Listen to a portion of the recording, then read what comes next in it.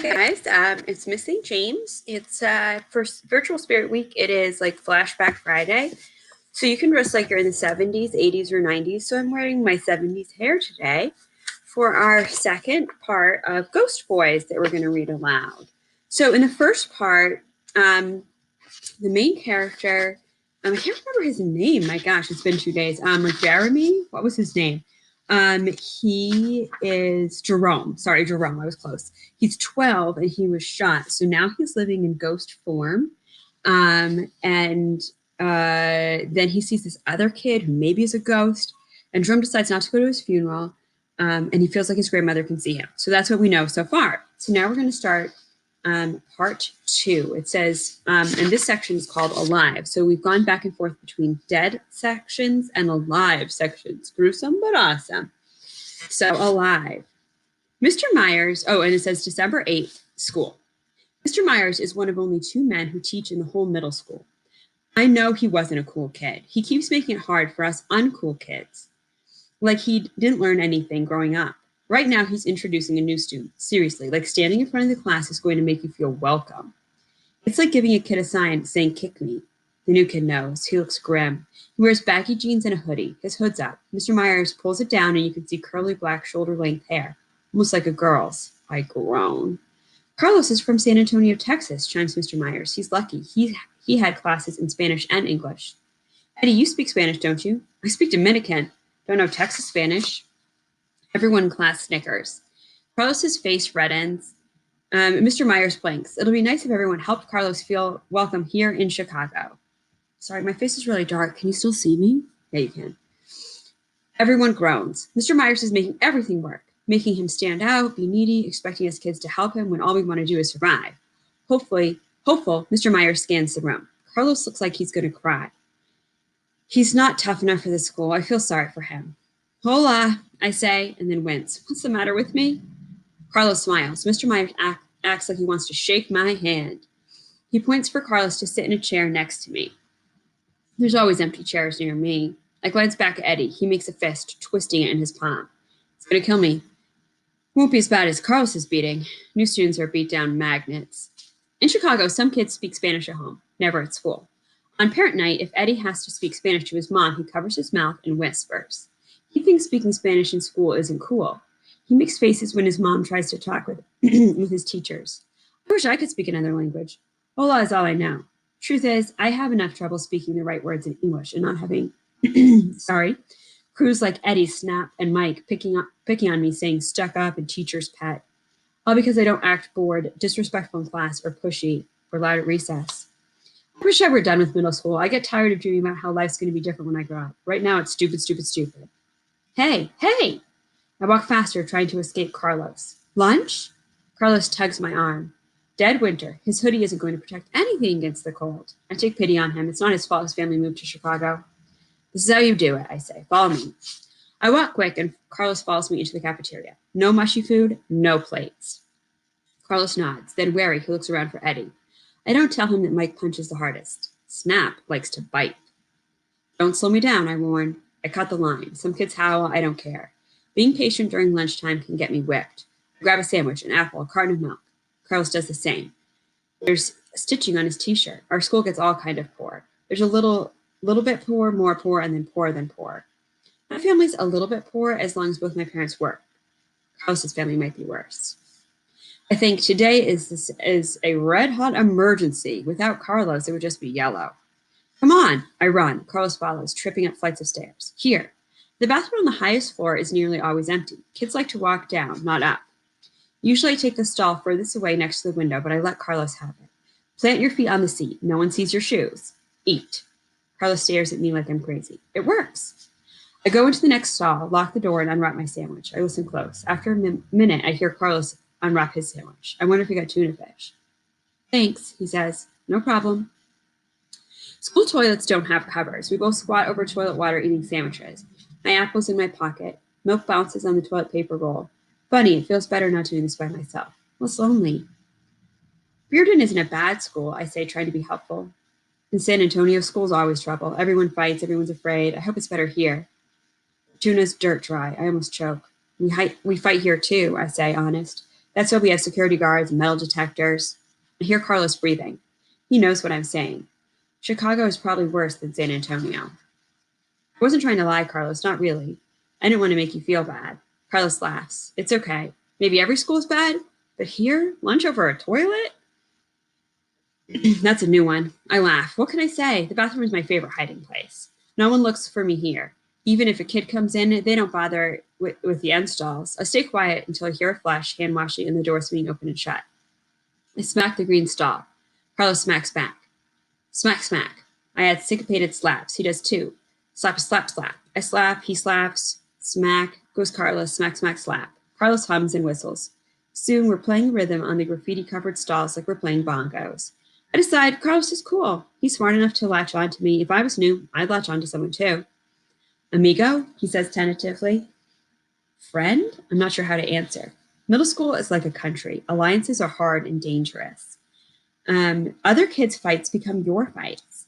You have to worry about your friends' friends, their gangs, on the streets and in school. Everyone's in a crew, except me. Sure, I get picked on, mostly when Mike, Eddie, and Snap are bored. I'm an easy target. They can bully me, but not have to war with any friends. The only advantage of being lonely is not worrying about being anyone else's backup. Friend? Carlos asks again. If this were San Antonio, I would have said hi to you. He pauses. We can look out for each other. I shudder. I can't see his face, but I hear the hope. By 5th grade, I gave up on friends. It's pathetic. 7th grade, Carlos is still hoping to be cool, to have a friend. I didn't want to move, but my dad's a foreman now for River North Construction. It's a big deal. Good for my family. More money. My mom's having a baby. Carlos quiets. I can tell he's a worrier. His voice strains like mine. He probably tries to be good all the time, too. Carlos flirts. I didn't have friends in San Antonio. It wasn't fair to live in different cities it's not fair to live in 2 different cities and not have any friends. Yes, I say, not believing myself. Not believing I'd risk it. Friends. We can't see each other's faces, but I know we're both smiling. I think Mr. Myers would be proud of me. Grandma, too. Shh. The bathroom door squeaks and slams. Whack. Even though I can't see him, I sense that, like me, Carlos freezes. A rubber soles squeak, boots stomp, Mike, and then bam, they hit a bathroom stall door. Empty, holler, snap. Bam, bam, bam. Bam, they hit my stall door. It's locked. I can see Snap's Air Jordans, Mike's boots, Eddie's Benz, trying to see in. Eddie bends, trying to see in. I keep still. He can't see above the toilet space. Bam, the last door flies open. No, Carlos didn't lock the door. Got you, Eddie crows. Stop, stop! Mike is dragging Carlos. I can see his legs kicking, hear him gripping, grasping, trying to cling on, stay in the stall. Leave me alone. I slide the lock. Leave him alone, I holler. Eddie pushes me and I fall into the toilet, scrambling to stay dry. Carlos is crying. I rush out, pulling Mike off him. Mike punches me and Eddie grabs my collar. Stop, leave him alone. You're doing nothing in Chicago. Say it, Snap twists Carlos' arms. Sorry, I said. You're nothing in Chicago. Say it. Snap twists Carlos's arm. Say it. I'm nothing. Carlos glares. You're a jerk. Snap twists harder. A pimple like Jerome. Mike and Eddie laugh. Angry, Carlos jerks free. His legs swim back.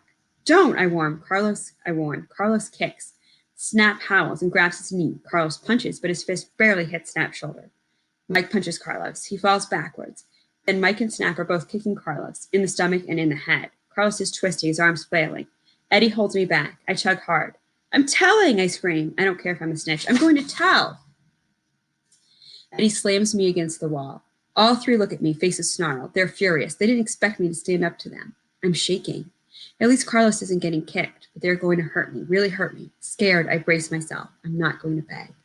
Eddie laughs, his goofy, creepy laugh. Mike shoves my shoulder. Don't tell anybody, he threatens. Yeah, adds Snap. You won't be telling anybody anything. Muerto, which means dead. Carlos all has a gun. We all turn. Carlos has a gun. Dead. Preliminary hearing, Chicago Courthouse, April 18th. So the story that we just read was alive and it was on December 8th, and now we're fast forwarded to dead on April 18th. Preliminary hearing means that it's like the start of a court process. Like it's not quite a trial, but they're trying to set the terms for a trial. It's April. I'm 4 months dead. In the courthouse, I feel clammy and cold. Not weather cold, just empty cold. I'm stuck in time, stuck being dead. Ma, Grandma, and Pop are in the courtroom's front row behind the prosecutor. Reporters, sketch artists, Reverend Thornton, officers, and community folk fill the rest of the seats.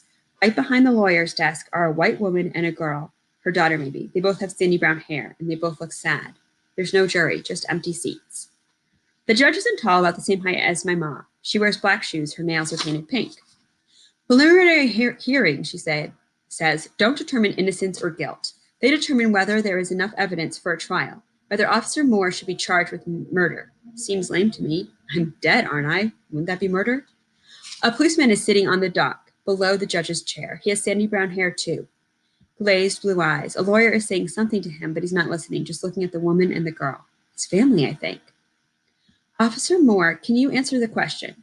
Sir? The officer looks at the slim man. Were you in fear for your life? Yes, he had a gun. Were you surprised later when the gun turned out to be a toy? Yes, it looked real. He was threatening me. I shake my head. I never pointed a gun at a policeman. I walk closer to the officer. Why is he telling lies? The girl in the front row points at me and whispers to her mother. I look at the girl, her eyes wide with fear. Like her dad was scared of me? Her mother shushes her, shoves her hand down. The prosecutor continues. How old was the assailant? I thought at least 25. He was a dangerous man. So you were doing your job as trained? Yes. Were you upset to discover the man was a boy, a 12-year-old boy? My ma starts moaning, crying, soft yet sharp. I was surprised. He was big, hulking, scary. You felt threatened? The officer pauses. I'm staring right into his eyes. He looks through me. He's studying his wife and daughter. His daughter is studying me. I don't know how or why, but she sees me. He swallows, his tongue licking his bottom lip. I felt threatened. I pop Stan, shouting, a grown man, 2 grown men, you, your partner, Officer Witter, armed, threatened by a boy? My ma wails. The judge pounds her gavel. Quiet in the courtroom. Black Lives Matter, someone hollers. Jerome mattered, shouts Grandma. He was a good boy. Order, yells the judge. Security guards move toward my parents. I collapse on the floor, feeling like I've been shot again. I'm furious. There's no order, only swirls of noise, wailing shouts, commands. The court artist is sketching furiously. Reporters are pushing and shoving, shouting questions. Can there be justice? Officer Moore, are you sorry? Miss Moore, can you tell us how you feel? Did your husband do right? I don't hear any answers. What does it matter if Officer Moore is sorry? If his wife is sorry? If the whole world is sorry? I stare at the ceiling. It's painted blue. I see you. I'm shocked. This white girl is standing, staring right at me. Her mouth is shaped like an O, and she trembles. Her eyes are crystal blue. She's not a ghost. She's Officer Moore's daughter, the daughter of the man who killed me. What does it mean? It's not cool. Why can't it be Kim, my sister, who sees me? Why this stupid girl? Alive. By the way, for today's reading, we are reading pages 35 to 62, I believe. Yeah, 62. Okay, a little bit more. December 8th, gun. So they're back in the bathroom, and Carlos pulls a gun. Carlos waves the gun wildly, pointing at Eddie, Mike, and Snap. I back away, moving closer to the left, closer to the hall door. I should have known better. Friends get you in trouble. Leave me alone. I mean it. Carlos scrambles to his feet. You were just playing, says Mike. No need to be upset, Ed Snap. Eddie stares. How'd you get a gun in school? Carlos doesn't answer. So nervous, I shout, leave us alone! I inch sideways, closer to Carlos, away from the line of fire between the gun and Eddie. Mike, Eddie, and Snap try not to act scared. Carlos holds the gun firm with 2 hands. He looks more frightened than they are. Eddie grabs Mike's shoulder. Come on. Mike doesn't want to, but Eddie is the leader, scornful. Snap says, I don't care about some Texas kid. He should go back to Texas, Mike spits. Later. Later what? They'll beat us up? If you come back, you'll be sorry, says Carlos. Yeah, I warn, sorry. So now you're tough, Jerome? I cringed, but I didn't answer Eddie. I'm nauseous. Sorry I got into this mess. Carlos juts the gun toward Eddie. See you later, Jerome. Most deaf. Let's go, says Eddie, and he, Mike, and Snap saunter out the door. The lunch bell rings. Back to class. Relieved, I rush forward. Ma and Grandma are going to kill me if they find out I was near a gun. Carlos grips my arm. Jerome, see? It isn't real, see? It isn't real? I stare, whistling. Plastic? That's how you got it through security. Carlos grins, nodding. Then he laughs, his voice pitching higher and higher. A good trick, right? Trick, I repeated, doubling over, laughing. We're both sweating, hysterical, a gulp air. I'm less scared. Still nervous, but less scared. Carlos is smart. A toy gun. And that's all that we're reading for today's section of Ghost Boys. Thanks for listening, and happy Flashback Friday.